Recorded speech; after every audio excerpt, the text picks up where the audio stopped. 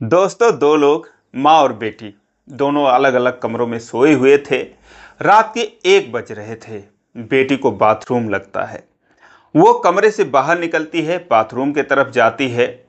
छोटा सा मोबाइल था बटन वाला, जिसकी लाइट के सहारे वो जा रही थी। तभी वो देखती है कि कोई उसका नल चला रहा है और उससे वो पानी पी रहा है। वो पूछती है कि कौन है। टाइम देखती है कि तो रात को 1 बज रहे थे। मोबाइल में पूछती है कौन है। वहां से कोई जवाब नहीं आता।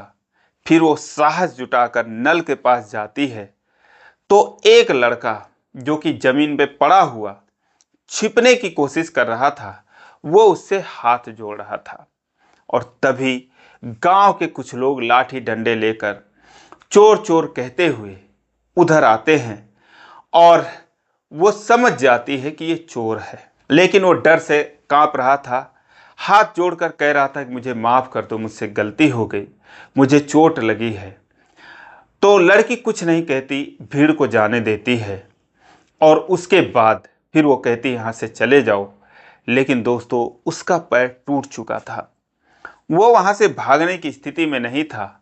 वो कहता है कि मेरी जान बचा लो, बड़ी मेहरबानी होगी।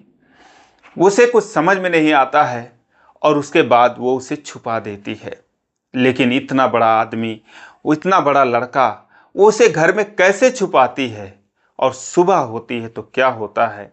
दोस्तों, बहुत ही ये दिलचस्प कहानी है। आइए जानते हैं पूरी कहानी इस वीडियो में। लेकिन वीडियो में आगे बढ़ने से पहले बस वही रिक्वेस्ट कि वीडियो को लाइक कर दीजिए, चैनल को भी सब्सक्राइब कर लीजिए ताकि मेरा हौसला बढ़ता रहे। दोस्तों, ये कहानी है बिहार के समस्तीपुर की। एक लड़की जिसका नाम अनुपमा होता है, वो अपने माँ के साथ रहती थी।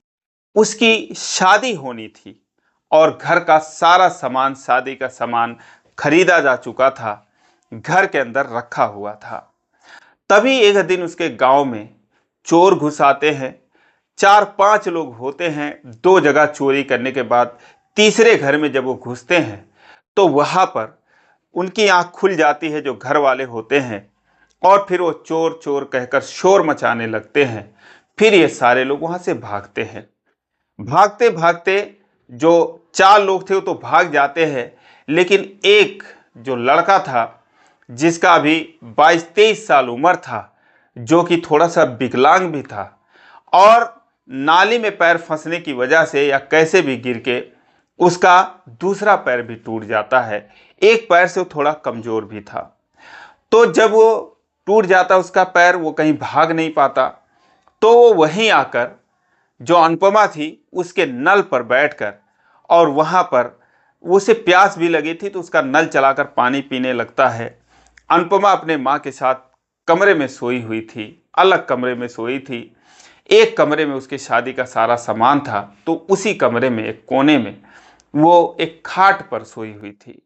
लेकिन रात को 1 बजे जब उठती है तो वो देखती है, तो फिर उसके पास आती है। वो हाथ जोड़ता है, कहता है कि मुझे माफ़ कर दो। सोचती है चलो ठीक है, और क्या कहना। 4-5 लोग वहाँ से निकल जाते हैं, लाठी डंडे लेकर, टॉर्च लेकर। वो शोर नहीं मचाती, सोचती है कि चलो कोई बात नहीं और ये भी अभी चला जाएगा। लेकिन जब वो चले जाते हैं तो फिर ये कहती है कि तुम भी यहाँ से जाओ। लेकिन अब जो लड़का था वो कहता है कि मैं जा नहीं सकता, और उसका एक पैर टूट चुका था। वो कहता है कि मेरे पैर में बहुत दर्द हो रहा है, मैं धीरे धीरे निकल जाऊंगा। लेकिन दोस्तों, वो उठ भी नहीं पा रहा था तो जाता कैसे? वो अनुपमा से कहता है कि मेरी जान बचा लो, मुझे कहीं पर छुपा दो, बड़ी मेहरबानी होगी। मैं तुम्हारा एहसान जिंदगी भर नहीं भूलूंगा, वरना लोग मुझे मार डालेंगे। वो सोच में पड़ जाती है, कहती है क्या करूं। दोस्तों, उसके बाद वो उसका हाथ पकड़ती है और जिस कमरे में उसका शादी का सामान रखा हुआ था, फ्रिज, अलमारी और बॉक्स रखा हुआ था, एक ऐसा बॉक्स जो कि बड़ा सा बॉक्स होता है, उसमें कुछ सामान वगैरह पड़े थे। वो कहती है ठीक है, इसी कोने में तुम छुप जाओ और जैसे ही तुम्हें मौका लगेगा तुम यहाँ से चले जाना। दोस्तों, उसके बाद अब सुबह होने वाली थी, 1 बज ही रहा था। 2-3 घंटे बाद, 4 घंटे बाद उजाला होने वाला था। अनुपमा को नींद नहीं आती और ना ही उसको नींद आती है। वो सोचती है मैं क्या करूं, इसको तो मेरे घर में पनाह दे दी, लेकिन अब जो गांव वाले हैं वो मुझ पर इल्ज़ाम लगाएंगे। जो मेरे घर वाले हैं, उसकी माँ थी, उसके पिताजी भी थे, वो आने वाले थे, कहीं पर वो काम करते थे मुंबई वगैरह, अभी वो घर पे आए नहीं थे, बस अगले दिन आने वाले थे। सोची कि क्या होगा। उसके बाद दोस्तों उसने जो है वहीं पर उसको छुपाए रखा और सुबह हो गई।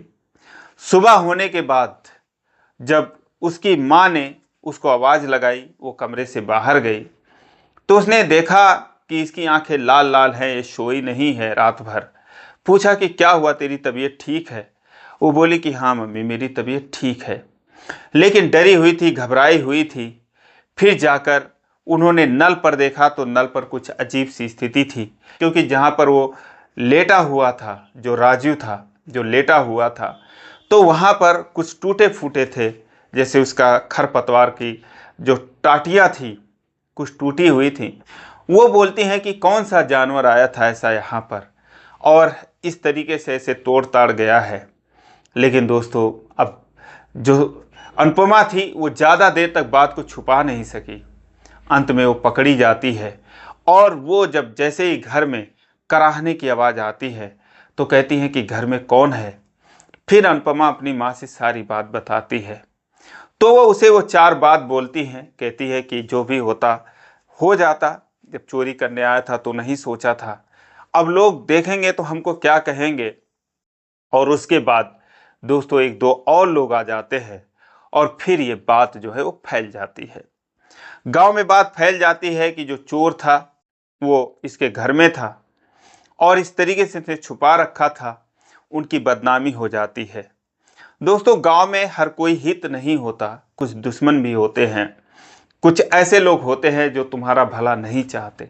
तो अनुपमा के भी कुछ ऐसे लोग थे जो उसका भला नहीं चाहते थे।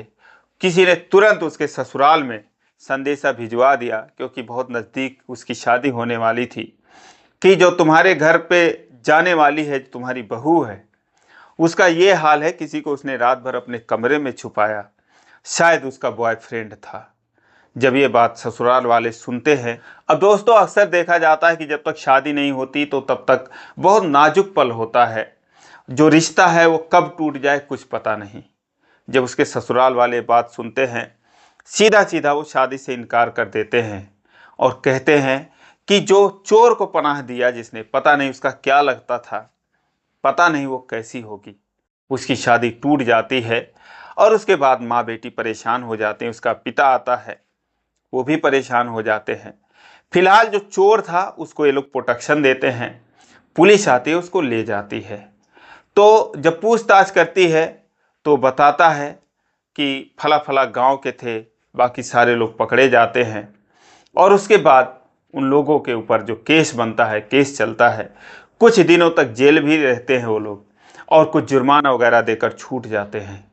लेकिन जो इसका पैर था, इसे ठीक होने में काफ़ी दिन लग जाता है, 3-4 महीने लग जाता है। और जब ये सुनता है कि इसकी वजह से एक लड़की की शादी टूट गई है तो वो परेशान हो जाता है। वो गांव में आता है, उनसे माफ़ी मांगता है, अनुपमा से माफ़ी मांगता है, उनको दुआएं देता है कि कहीं ना कहीं तुम्हारी शादी ज़रूर होगी और मैं जो है तुम्हारे लिए पैसा खर्च करूँगा। सब लोग कहते हैं कि अगर तू पैसा ही खर्च करने लायक होता, चोरी क्यों करता। तो बोला मैं चोरी करने नहीं आया था, मैं तो बस उन लोगों के साथ ऐसे ही चला आया था, मैं कोई पेशे वाला चोर नहीं हूँ, बस मेरी मति मारी गई थी जो मैं चला आया था। और वो लोग भी कोई ऐसे चोर नहीं थे, वो लोग जो है बस ऐसे गांव के मनचले थे, या कह लें कि नशे के आदी थे। तो इसीलिए सोचे चलो शादियों का मौसम है, किसी घर में कुछ माल मिल जाए, कुछ गहने वगैरह मिल जाए तो ले आते हैं। इस टाइप के वो लड़के ही थे सारे। लेकिन जब अब सारे लोग पकड़े गए और सारे मामला का खुलासा हुआ, तो जो राजू था उसने कहा कि ठीक है, अब अगर तुम्हारी शादी टूटी है तो अब ये शादी करवाने की जिम्मेदारी मेरी है। दोस्तों उसके बाद वो उसके घर आता जाता रहा, लेकिन अब क्या कहा जाए, राजू और अनुपमा में ही प्यार हो जाता है। दोनों एक दूसरे को दिल दे बैठते हैं और 5-6 महीने बीत जाते हैं, 1 साल बीत जाता है। दोनों को ऐसे लगता है कि जैसे दोनों एक दूसरे के लिए ही बनाए गए हों। दोस्तों उसके बाद दोनों शादी कर लेते हैं। इतनी अनोखी कहानी, हैरत अंगेज कहानी शायद ही आपने कभी सुनी होगी, लेकिन दोस्तों ये सच है।